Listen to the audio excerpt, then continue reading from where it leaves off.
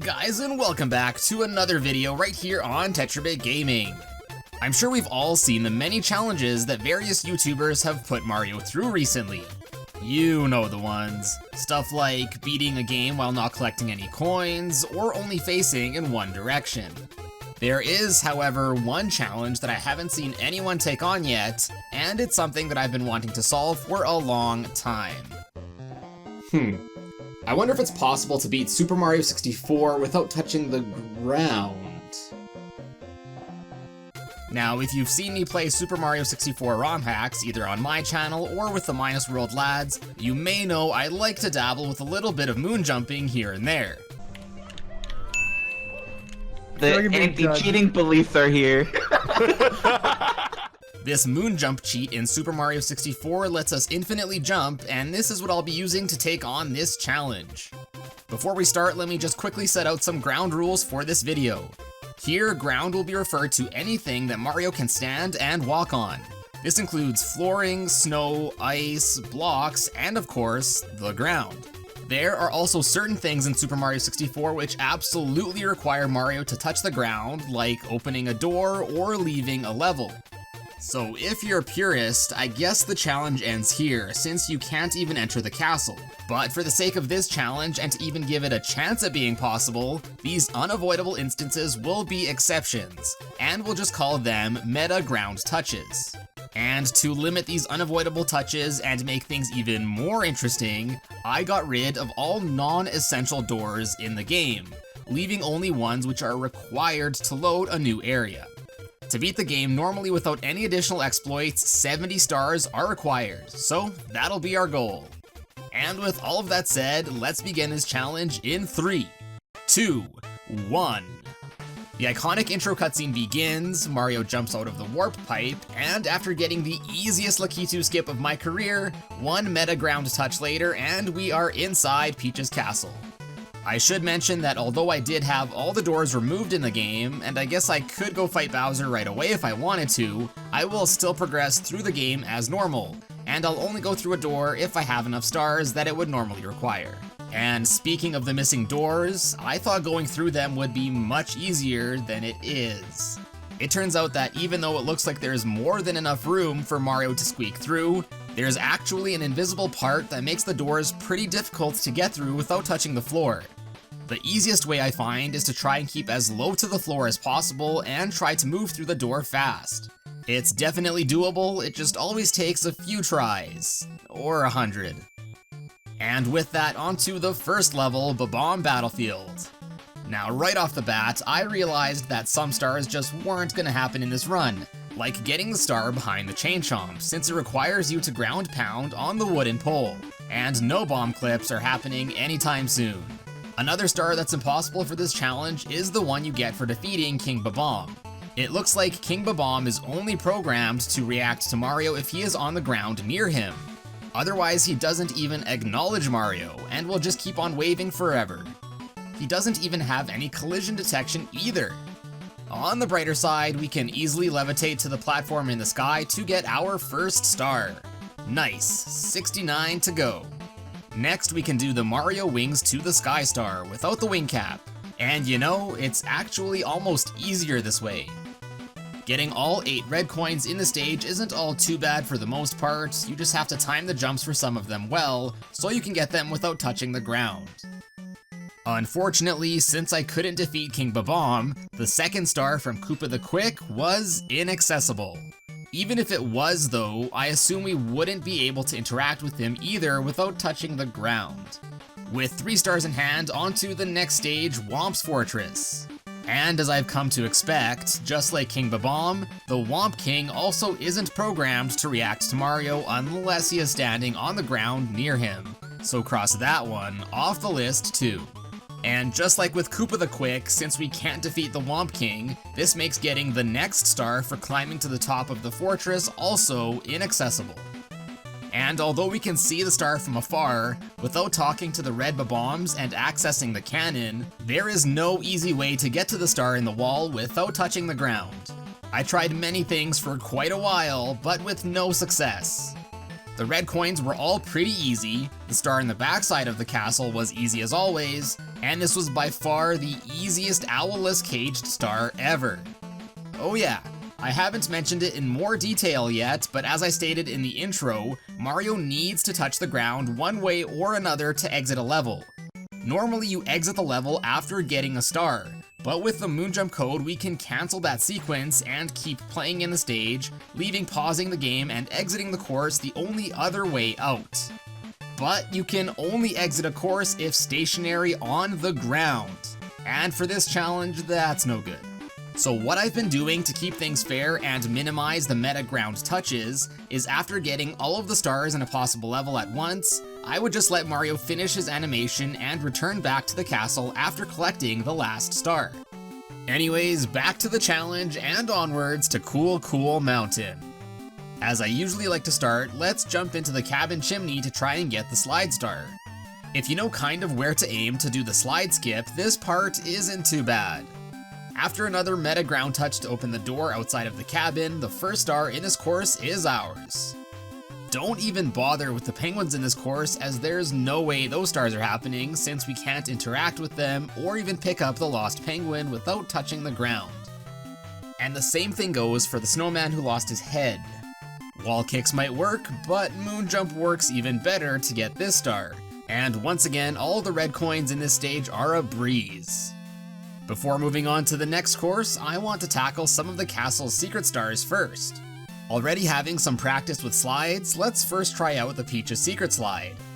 It's not too bad, it's just really slow since the low angled ceiling causes Mario to bonk way too many times.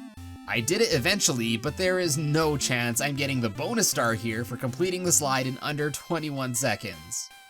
The secret aquarium is next, and since we're only avoiding the ground, touching water and swimming is of course fair game. And as luck would have it, it turns out that even if you swim really close to the ground or floor, Mario never actually touches it. So, thumbs up for that. 8 simple red coins here, and we are 1 star closer to 70. At this point, the ray of light is visible in the castle entrance, but unfortunately we can't look up at it without standing on the floor. But I mean, with the Moonjump code, it's not like we need the ability to fly or anything anyway. So Jolly Roger Bay is up, and being a water level makes most of the stars pretty easy to get. The star in the box on the high platform is easy to get to, as are all the red coins. Normally you need the ship to surface to get a few of the red coins here, but thankfully with Moonjump there was no problem. The treasure chests in the cave section are a bit tricky to open without touching the ground, but nothing too crazy. After collecting the rest of the red coins and plundering the sunken ship, we now have 15 stars. Pretty good pace if I do say so myself. It's time now to pay our first visit to Bowser in the Dark World. I figured while we're here, I might as well collect all the red coins because we'll probably need all the stars we can get. And now our first matchup with Bowser, and I got some bad news. Apparently it is absolutely impossible to beat Bowser without throwing him, and although with enough practice I was actually able to grab his tail without touching the ground, you do have to be touching the ground in order to throw him. I tried baiting Bowser into the bombs, but apparently they don't explode or even have collision with Bowser unless he is thrown into them. But hey, they still damage Mario, cause that's totally fair. I even consulted Simple Flips and he assured me that there is no way around this. So again, depending on how you think, this may be the end of the line for this challenge for some.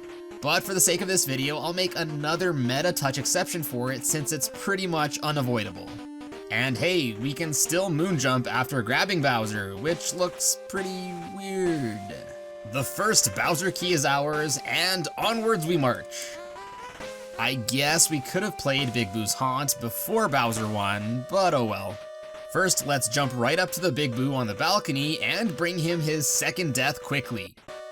Although it's a bit tricky to time a jump after Mario's ground pound to avoid hitting the ground pound was very useful against the Boos.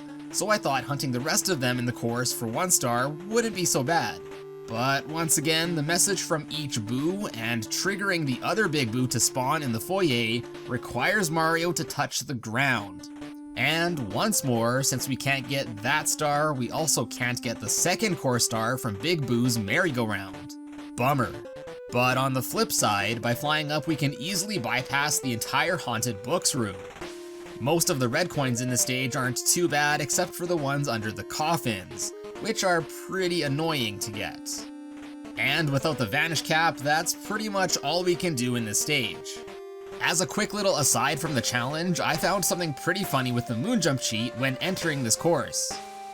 If you moon jump while Mario shrinks and jumps into the cage where the level is located, you can actually cancel the stage loading sequence and Mario will remain tiny. It appears that Mario still has his normal hitbox and you can't really do all too much when small, but I still found this pretty freaking awesome. Okay, now it's time to head on down to the basement. I saw Mips along the way, but as usual, there is no way we're able to grab him without touching the ground. Plus, I'm sure that would be an absolute disaster trying to get him at this speed. Regardless, Lethal Lavaland is our first destination down here, simply because it's the closest. Now, normally, it takes some time to get around in this course, but with the power of the moon, we are able to bypass the entire log-rolling obstacle section with ease and get our first star here. Just like in normal play, the 8 red coins are incredibly easy here as well. Bing bing wahoo! The big bully, as well as the 3 regular ones, takes some time to kill, as it's pretty tricky to bait them to the edge of the platforms and then quickly push them off. But after only a few tries, 2 more stars are in the bank. Now it's time to venture inside of the volcano. As you'd expect, it's really easy to just fly up to the top, so that's exactly what we'll do. Another star down, and off to Shifting Sandland we go. Swiping the star from Klepto isn't too difficult, it just requires a little bit of aiming and anticipation. Next, I tried getting all of the red coins, which wasn't all too bad at first, but then after getting the last coin, the camera started whacking out and went below Mario, making it really hard to orientate myself and collect the star. The camera made this course pretty much unplayable at this point, so I had to grab a star and sacrifice a meta touch to exit the course and reset the camera. The star at the top of the pyramid is pretty easy to grab, and I was able to get it only after a few tries. Next, Mario has to enter the pyramid. It's not too hard to enter, but you definitely need to be careful and patient to get in at the right angle to avoid touching the ground. Once in, the star at the top and the secret coin puzzle are pretty easy, boosting our star count to 29. Unfortunately though, the last star in this course is unattainable in this challenge since just like all of the other mini-bosses in this game, the I-Rock hands cannot be awakened unless Mario is on the ground. So I guess I-Rock lives on to fight another day. It's time for some Hazy Maze Cave, my friends, and right off the bat, the 2 stars in the room with the rolling rocks are an easy grab. The 8 red coins are all in the same area in this course, so getting them wasn't all too bad, save for the camera being stupid again, making it sort of hard to navigate, but nothing too difficult. Navigating the Toxic Maze was pretty good, and after flying up, yet another star is in the books. I tried my best to find a way to get to Dory and get the star for that mission, but it looks like the only way to get down there is by use of an elevator, which of course only works if Mario is standing on it. So I guess that makes the 2 stars you get down there, as well as the Metal Cap Cavern, inaccessible for this challenge. With 33 stars in Mario's pocket, we can now open the next door and jump into Dire Dire Docks. Slick, another water level. Just like with Jolly Roger Bay, this course was pretty easy to avoid touching any ground or flooring. After grabbing the star in the boat and all the 8 red coins, we can bring our star count to 35. And with that, I was itching to fight Bowser again, so now onto Bowser in the Fire Sea. Just like with Bowser 1, the stage itself is super easy to fly through, and the red coins were also really easy, giving us yet another star. After sacrificing yet another meta ground touch to defeat Bowser, we now have our second key. Before leaving the basement, I just wanted to see if the water in the castle grounds could be drained, but unfortunately there's no other way to do it besides ground pounding the platforms. Dang, I guess that means no Vanish Cap for us either. I suppose Nintendo really didn't want us to get Mario special caps without touching the ground. So to quickly recap, at 36 stars, we are just over halfway to our goal of 70 stars with 6 courses to go. We can do this! Being the first painting I saw upstairs, I decided to give Wet Dry World a shot first. Although the camera was being a super big idiot again, the shocking arrow lifts and top of the town stars were definitely doable.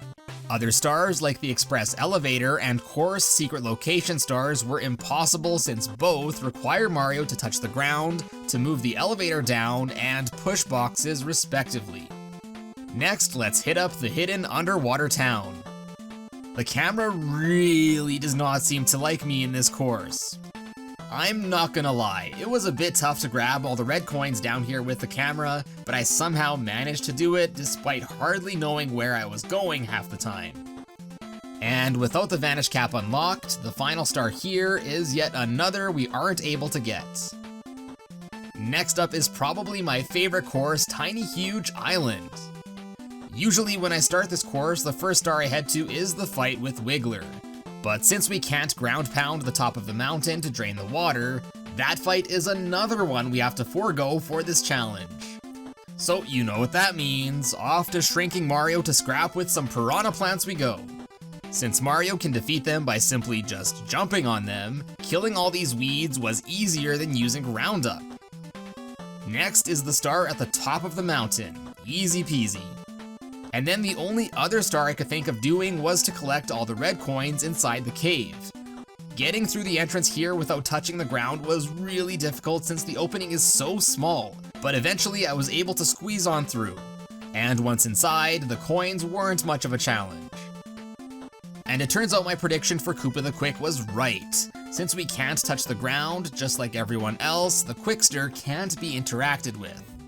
Oh yeah, there's one more star we can get here by touching all of the secret locations while being a giant. On to the next course. So I've never really been a big fan of Tall Tall Mountain, probably due to all the times I've fallen and had to climb up, but thankfully this is the least of our worries with Moon Jump. The stars in this course were all super easy. Behind the waterfall, on top of the mountain, getting all of the red coins, the star in the mushroom, and the star at the end of the slide section, which I was able to completely skip. Probably the smoothest collection of 5 stars in a row so far. Snowman's Land is next, and can you believe we once thought that these graphics were good? Yikes. Okay, 22 stars to go, let's do this. First is the star trapped in this big ice sculpture. Thankfully, there's a hole leading right to it at the top. Otherwise, this star would be an absolute nightmare to try and get to. Getting all of the red coins here isn't all too bad, just a bit time consuming. And getting the 2 under the Chill Bullies platform is also slightly tricky since you have to time the jumps just right to avoid both climbing up to the platform and falling into the cold water, which will of course give Mario hypothermia. The Chill Bully star is next, and it's basically the same as the Bully star from Lethal Lava Land. Getting to the top of the snowman's goofy head is again super easy with Moon Jump. The igloo in this course is unfortunately inaccessible since the entrance is very small, and it requires Mario to actually crawl inside of it. No way is that happening here without touching the ground. I mean, maybe you could somehow get a precise dive into the igloo without touching the snow, but no, not today, pal. And there's one last star that I forgot at first here in this box, easy peasy.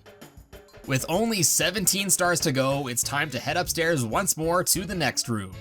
Uh-oh. There's only 2 courses and 1 secret star left, meaning that even if we get all the remaining stars, we'll still be short of 70. I guess that means we'll have to go revisit some courses later. Anyways, let's first get the secret Rainbow Cloud stage out of the way. The camera really likes to goof off here as well, so again, it's kind of annoying to get the star here, but definitely doable. Next is another one of my favorite courses in this game, Tick-Tock Clock. And just a word of advice, if you ever do plan on doing this challenge, make sure you enter the stage with the minute hand at 12 o'clock since this course is infinitely easier when everything isn't moving. This course is a blessing for this challenge. Normally, it requires a lot of platforming, and since we can just fly around, every star here is a breeze. The 8 red coins are cake, as are the stars here, here, here, here, and finally here up with the thwomp. Wow, I think this is the first course we managed to get all the stars in. Awesome. Finally, we have probably my least favorite course in this game, Rainbow Ride, and we need all the stars we can get here. Thankfully, just like Tick-Tock Clock, Rainbow Ride also heavily relies on platforming, and of course, riding those stupid magic carpets.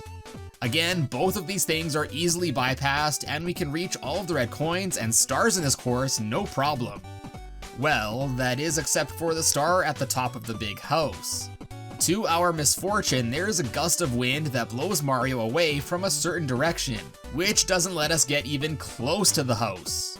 But thankfully, this wind is only from one direction, so we can easily just fly to the building from another angle. So again, you can get all 6 stars here no problem. With the final course completed, we are now at 66 stars. Dang, still 4 short. Now I'm starting to sweat a little bit. But let's try going to Bowser anyway.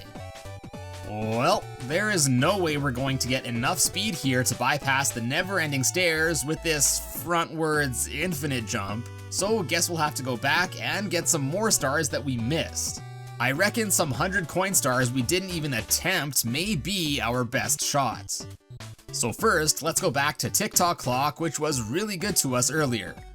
Here we can get the stage's coins pretty easily, but it still seems I'm about 15 coins short. Unfortunately, out of the course's 128 coins, 35 of them are only obtainable via the blue coins, which are spawned after ground pounding this blue coin block. So that's no good to us for this challenge. Next, let's try getting the coins in Wet Dry World. But to get enough coins, it requires breaking open these blocks with this mess of a camera. No thanks.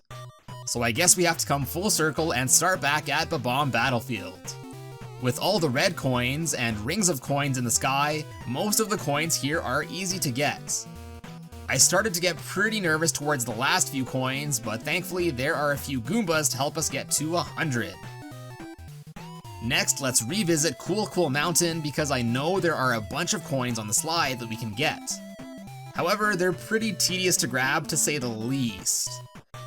After getting the rest of the red coins and remembering that the coins to the chimney actually respawn, another 100 coin star is ours. 2 stars to go.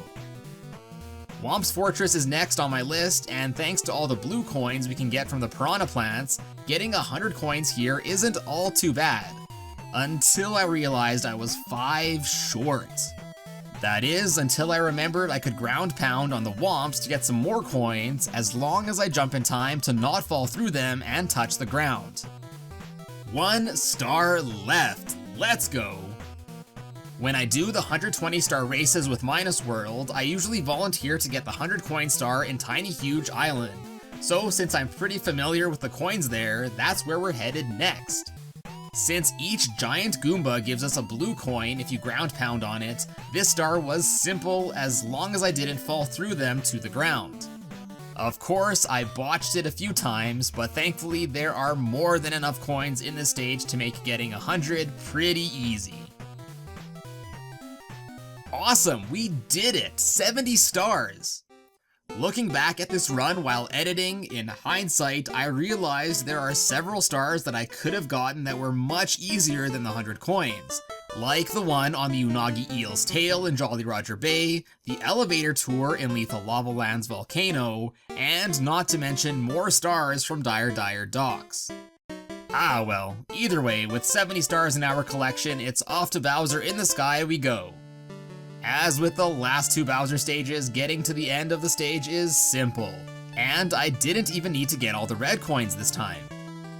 Just like we saw in Rainbow Ride, there is also a strong wind that prevents us from getting to the end though. Oh no! Could this be it? Is the run dead? And nope. Just like last time we encountered with the wind, we can just bypass it from another direction. Whew, that was a close one. Bowser 3, here I come. A couple of goofy throws and meta ground touches later, and we are done. Aside from the unavoidable door and Bowser exceptions I made, it appears that the rest of Super Mario 64 is in fact beatable without touching the ground a single time. It wasn't the most fun or enjoyable way to beat the game by any means, but it was definitely still a good challenge to take on, and I'm certainly glad that I was able to complete it. But that will be it for this challenge video, and I hope you guys enjoyed it. If you did, be sure to leave a like down below and also check out some of my other Mario videos by clicking on the card right here. I wasn't really planning to do more of these, but if you guys are interested in more out there challenges like this one, let me know and I may tackle some more in the future. Also, if you're new here and would like to stay even more up to date with me and the channel, be sure to subscribe here as well as swing by my other social media things, which are all linked in the description below. But as always guys, thank you all so much for watching today and for all of your amazing support, and I will see you in a bit.